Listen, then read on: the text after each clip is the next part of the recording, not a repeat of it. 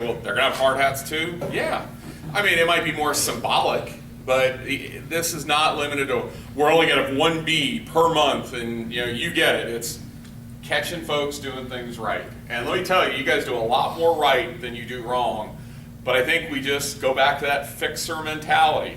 We get kind of caught up in the day-to-day, and it's, let's just work on fixing stuff. This is going okay, let's ignore it. No. Let's shine a big spotlight on what we're doing successfully. So that's kind of more to come, but like I said, there's also a lot of other things we're working on. But Darcy, Lane, Channing are kind of spearheading that, and then so a lot of work behind the scenes. So I mentioned most of this earlier, but I want you to be thinking about these things as you do it.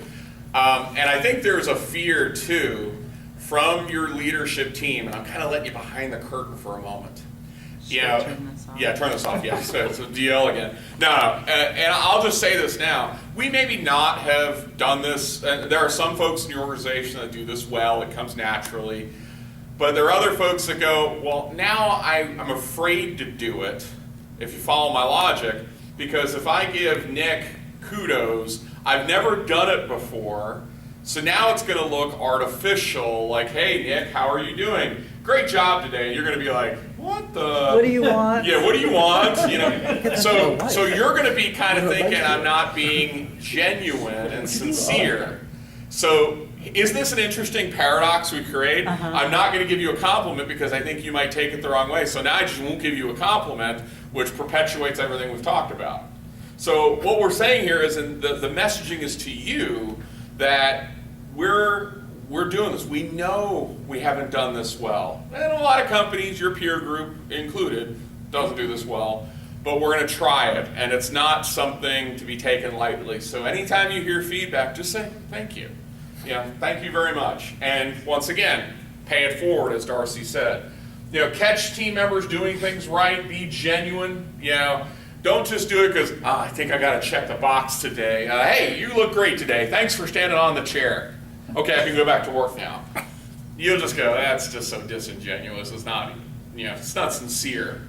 It isn't about trophies for all or like participation rewards, but once again, great and small.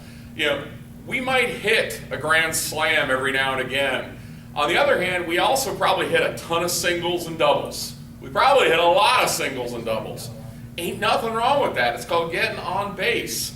But we sometimes go, it's just a single. No, celebrate it. Yeah, you win. Good deal. But that's what we're talking about here. So, and it's going to be hard, in some cases to look at your projects and go, where is something going right? Because it's different than the way you've thought about it before. I talk about team members outside of Benning. Granted, we're probably not going to give B's to the concrete contractor on your project. They might get a negative B. On the other hand, they're going to get an F. I also want you to think about outside your business unit. Remember I said accounting, is part of this, estimating. And we know estimating doesn't do anything right. So, Joe, you're in the laugh. Holy mackerel. I was joking and I got nothing. I got you. Thank you. Thank you, Randy. We're here. Only one's US made, right? That's right. I'm afraid to laugh because they'll go back and tell me. That's true, yeah. I'm giving you a B. We've all seen the spreadsheet, Randy. Touche. No, in sincerity, sometimes we put the blinders on and we just know your little part of the world.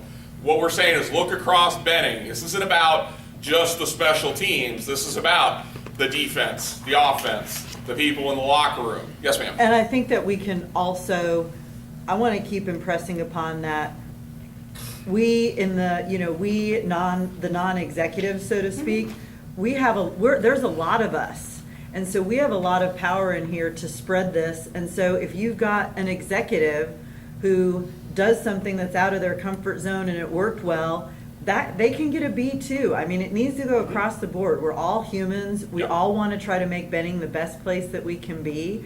And I think that we can start out, like you said, looking in different areas, including our team leaders. They're humans too. Right, and by all intents and purposes, I think, like, if I asked you to take just 5 minutes and think in the last 2 weeks, who was someone on your team that did something well, you would be able to come up with it.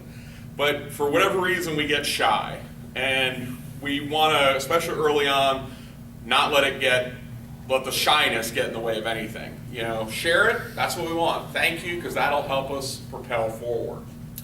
Which brings us to that, remember that genuine nature that we talked about so many times? That comes down to one of our next elements, which is all about empathy. Focus on others. This is one of the areas the construction industry definitely struggles with. The 4 elements that we're particularly going to be focusing on are perceiving emotions. That's, once again, being able to read the room. So, for instance, when my wife says to me, or I say to her, what's wrong? You look upset. And she says, nothing. And I go, oh, okay, she said nothing. I can go back to my task. The answer is perception of emotions. That would be, Greg, you get an F there. You didn't perceive it, you didn't receive it well. Reasoning with emotions.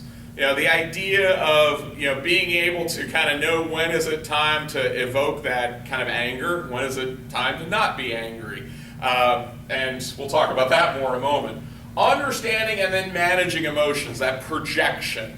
For instance, one of the things I read, this was some time ago, about Tony Dungy. A lot of you remember Tony Dungy, Hall of Fame coach. He was the Bucks coach, and a lot of people say John Gruden won the Super Bowl with Tony Dungy's team. But then Tony Dungy went on to the Indianapolis Colts and won with Peyton Manning. My point is, Derek Brooks, who he went to FSU, we won't hold that against him, but he talked about Tony Dungy as a coach. They said, what kind of coach was he? And once again, there's a phrase that's going to be very, very reminiscent of this morning. He was quiet, soft-spoken, almost introverted. Now, apparently he's become more extroverted. He's doing all these funny commercials you see on TV now. But when he was a coach, he was probably one of the most soft-spoken coaches out there. Except Derek Brooks said, you know what? When you knew Tony Dungy was mad when he screamed at you.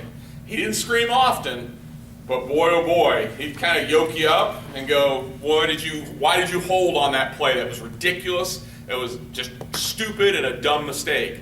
But he didn't do it often. And, you know, in fact, that's where Derek Brooks said, he goes, you know, you just took him seriously. You know, on the other hand, as I said, Chucky Gruden, or John Gruden as we all know him, what was he? He was famous for being called Chucky because he looked like a crazy person on the sidelines, that killer doll with the crazy hair. And he was always screaming and yelling and cursing. Players kind of looked at him like a caricature. Like, that's just Chucky being Chucky.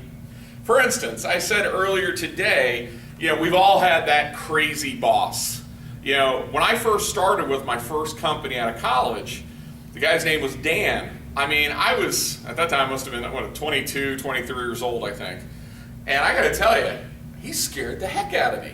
You know, I mean, he was screaming and yelling, and he would tell you you're just anything but a human being, and you're like, oh my gosh, you know, this is what my rest of my life is going to be?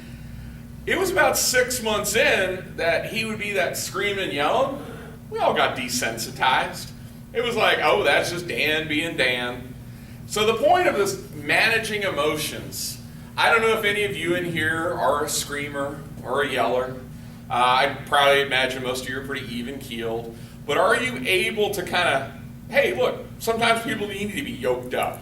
On the other hand, you know, is that an effective way to always live at number 10? Always live at 8,000 RPMs, where people just get desensitized.